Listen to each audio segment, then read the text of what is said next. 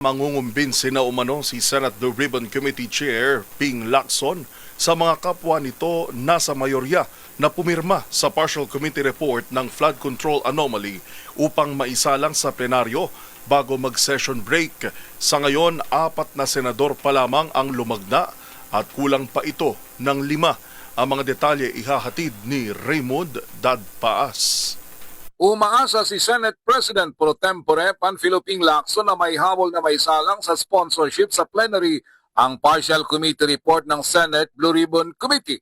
Dahil ngayong linggo na ang huling sesyon ng 2 kapulungan ng Kongreso bago ang kanilang bakasyon para sa Semana Santa.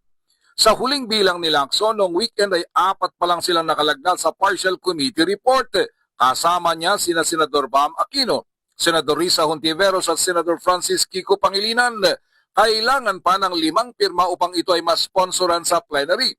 Kukumbinsin umano nito ang mga kasamaan sa mayorya na lagdaan na ang report. Paliwanag ni Lacson ang mga hindi konforme sa kanilang report gaya ng mga nasa minorya ay maaring mag-dissent o kaya ay magkain ng amendment kapag naisalang na ito sa plenary. Marami ang hindi lumalagda sa partial committee report hinggil sa kontrobersyal na flood control project dahil ilang mga kasamaang senador ang kasama sa mga inirekomendang imbestigahan at kasuhan. Habang ang mga nasa minorya ay naninindigan na meron na silang naunang minority report. Dito nila pinuna ang hindi pagpapatawag sa mga personalidad na idinawit din sa flood control anomaly.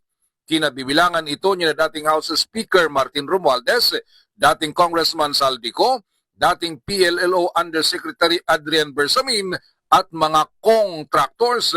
At pinakahuli ay ang 18 ex-Marines na nagsabing nag-deliver umano ng mali-malitang pera sa ilang mga opisyal ng gobyerno. Para sa MBC TV Network News, ito si Raymond Dadpaas ng DCRH, una sa Pilipinas, una sa Pilipino.